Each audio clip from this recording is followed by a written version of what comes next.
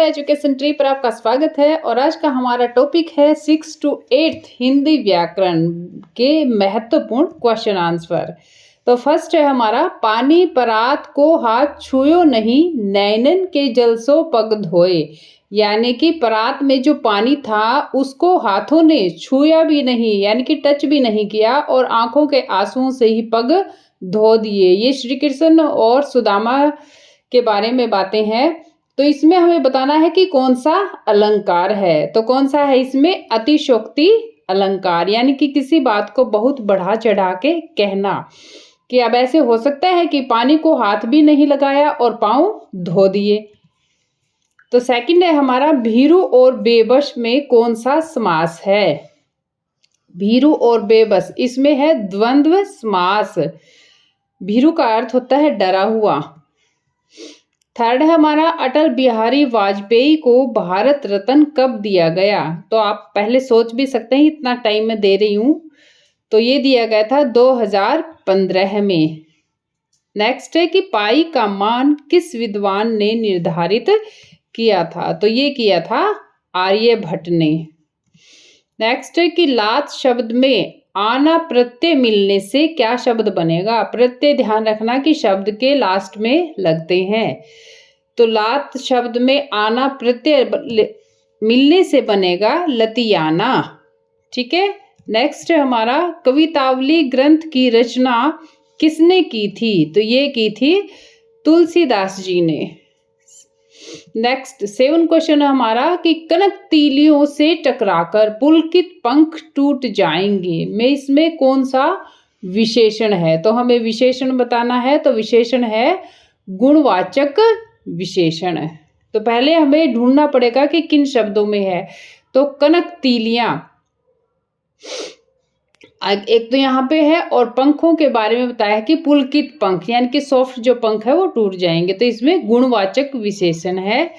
Next, नदी नाले में कौन सा समास है? तो हमें समास बताना है। तो ये है द्वंद्व समास। इसे हम द्वंद्व भी कहते हैं। यहाँ पे वह भी लगा सकते हैं ऐसे हम, और ये भी सही है।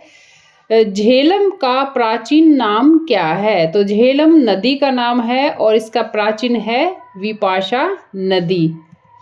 नेक्स्ट है, कालिदास किस भाषा के कवि थे? तो बताइए किस भाषा के थे? ये थे संस्कृत भाषा के महान कवि थे। नेक्स्ट, दस्तक देना मुहावरे का अर्थ क्या है? तो इसका अर्थ है पहुंचना। दस्तक देना मतलब पहुंचना। नेक्स्ट है, घर करना मुहावरे का अर्थ। तो इसका अर्थ क्या बनेगा? जमा करना। घर करना मतलब जमा करना। नेक्स्ट है हमारा, पांव पर छोड़ना मुहावरे का अर्थ। तो इसका अर्थ है स्वतंत्र करना। पांव पर छोड़ने का अर्थ है स्वतंत्र करना। नेक्स्ट 14 नंबर है कि पानी जो है वो किन दो गैसों की रासायनिक क्रिया के परिणाम स्वरूप बनता है? यानी कि किन दो गैसों के मिलाने से पानी बनता है? ये है हाइड्रोजन और ऑक्सीजन। नेक्स्ट है कि प्रसिद्ध महाकाव्य महाभारत की रचना किसने की थी? तो ध्यान रखना कि महाभारत जो है वो एक महाकाव्य है और उसकी रचना की थी महर्षि वेदव्यास जी ने। और इनका दूसरा नाम क्या है? यानी कि कंप्लीट नेम है इनका कृष्ण द्वैपायन वेदव्यास है। ठीक है। नेक्स्ट है, प्रत्युत्तर प्रति जमा उत्तर में संधि का कौन सा भेद है? हमें नाम बताना है। तो इसमें कौन सी संधि है? प्रति जमा उत्तर। अब देखेंगे हम प्रति, यहाँ पे क्या आएगा लास्ट में? ई, छोटी ई और ऊ। तो ये कौन सी संधि के भेद में आता है? यण संधि। ठीक है। नेक्स्ट है हमारा, माता भूमि है पुत्रो अहम पृथिव्याः, अर्थात भूमि माता है, हम पृथ्वी के पुत्र हैं। यह वाक्य किस वेद से लिया गया है? तो हमें वेद का नाम देना है। यहाँ पर कौन सा है? अथर्ववेद। ठीक है, अथर्ववेद। नेक्स्ट हमारा, पर्यावरण का संधि विच्छेद क्या होगा? तो क्या बनेगा? परिजमा आवरण। नेक्स्ट है हमारा, पुनरुक्ति शब्द में व्याकरण की दृष्टि से क्या है? पुनरुक्ति यानी कि जो शब्द, अब ये भी ध्यान रखना, पुनरुक्ति शब्द किन्हें कहते हैं? जो शब्द बार बार रिपीट होते हैं। जैसे यहाँ पे रिपीट क्या हुआ है बार बार, धीरे धीरे, दो बार आया ना, तो इसको हम बोलेंगे पुनरुक्ति शब्द, यानी कि पुनः फिर से उसी शब्द को कहना। बूढ़ा व्यक्ति धीरे धीरे चल रहा है, तो इसमें व्याकरण की दृष्टि से क्या है? ये धीरे धीरे क्या है? विशेषण है ये, यानी कि विशेषता है बूढ़े व्यक्ति की कि वो धीरे धीरे चल रहा है, तो ये विशेषण है। नेक्स्ट है, आर्यभट्ट को अन्य किस नाम से जानते हैं? तो हम आर्यभट्ट को जानते हैं अश्मकाचार्य के नाम से। नेक्स्ट है, जाल परे जल जात बही, इसमें कौन सा अलंकार है? तो इसमें है अनुप्रास अलंकार। जय जय की आवृत्ति हुई ना, जाल जय, जल में जय और जात में जय। नेक्स्ट है हमारा, ठंडी अंधेरी रात में मैं मार्ग से भटक गया था, इसमें विशेषण क्या है? यानी कि इस लाइन में हमें बताना है कि विशेषण कौन सा शब्द है। तो कौन सा है? ठंडी अंधेरी रात। नेक्स्ट हमारा, आर्यभट्ट का योगदान किस क्षेत्र में है? हमने ऊपर याद किया था कि आर्यभट्ट को अन्य किस नाम से जानते हैं? तो अश्मकाचार्य। और इनका योगदान किस क्षेत्र में है? तो ये है गणित ज्योतिष से, यानी कि जिन्हें फलित ज्योतिष भी कहा जाता है। नेक्स्ट हमारा, असहयोग आंदोलन किसने चलाया था? तो ये किसने चलाया था? महात्मा गांधी ने। नेक्स्ट रहेगा हमारा, चू न करना मुहावरे का अर्थ क्या है? तो इसका अर्थ क्या है? कुछ न कहना। ठीक है, चू न करने का अर्थ है कुछ भी न कहना। नेक्स्ट है, आर्यभट्टियम ग्रंथ की रचना कब व किसने की थी? तो ये की थी 499 ईस्वी में आर्यभट्ट ने, यानी कि इन्होंने स्वयं ही ये ग्रंथ लिखा था। नृत्य शब्द का तद्भव रूप क्या है? तो क्या है? तो इसका है नाच। नेक्स्ट है, धनराज पिल्ले का संबंध किस खेल से है? तो इसका संबंध है हॉकी से।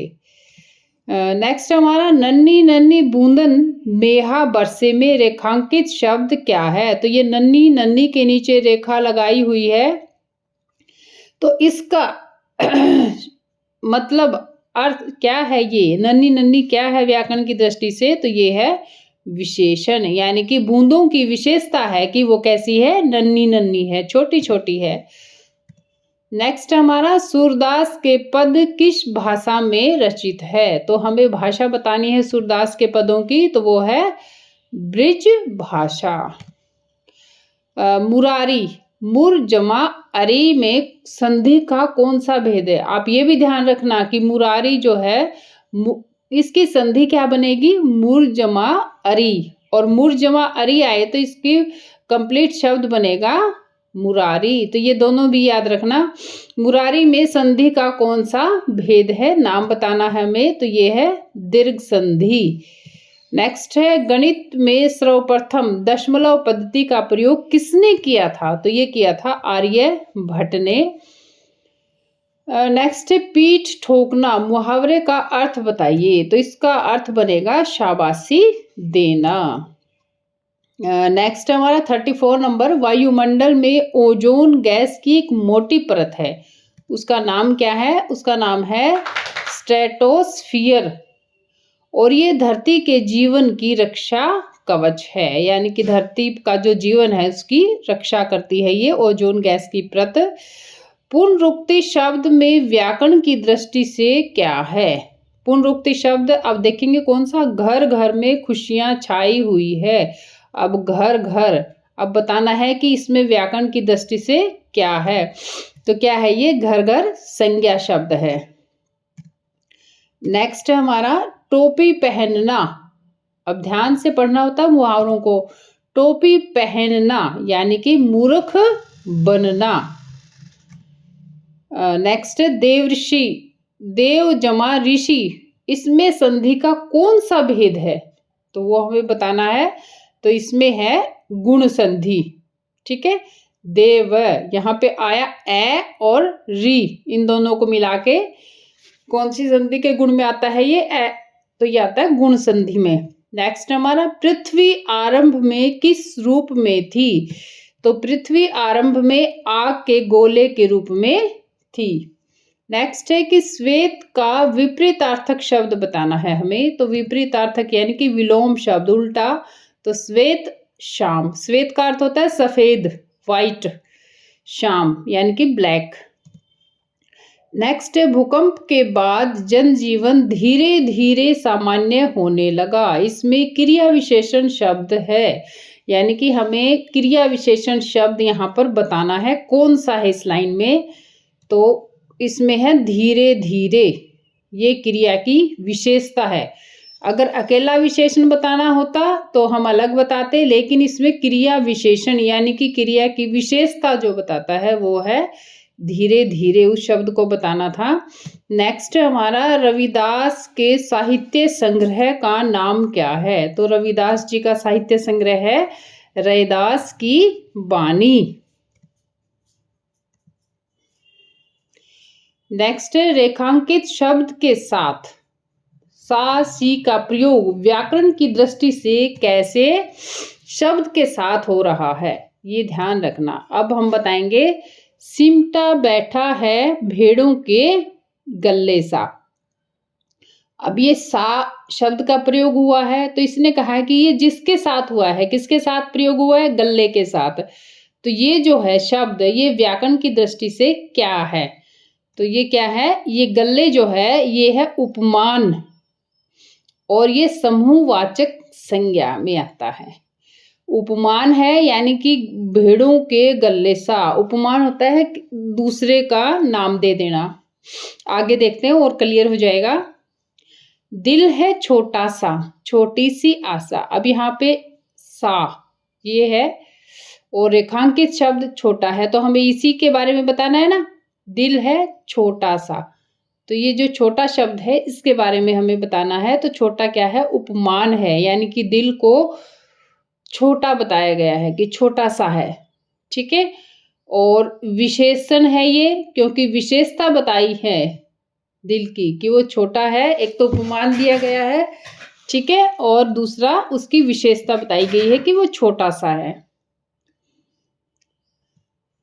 उपमान विशेषण है इस पे। और नेक्स्ट घास पर फुदकती नन्ही सी चिड़िया, अब यहाँ पे नन्ही सी, तो नन्ही के बारे में हमें बताना है। अब देखो घास पर फुदकती नन्ही सी चिड़िया, अब चिड़िया बताइए ना नन्ही सी है, देखते हैं। अब नन्ही क्या है, ये उपमान है और विशेषण है, ठीक है। नन्ही सी यानी कि छोटी सी, ठीक है। नेक्स्ट हमारा पानी का पर्दा सा मेरे आसपास था हिल रहा, अब यहाँ पे सा के साथ है पर्दा, पानी का पर्दा सा, पर्दा मतलब होता है जैसे कर्टन्स हम लगाते हैं घरों में, खिड़कियों में पर्दे, तो ऐसे इसने यहाँ भी क्या कहा है, उपमान दिया है ना पर्दे का, तो पर्दा जो है वो उपमान है, पानी की जो एक परत है उसको पर्दा बताया इसने,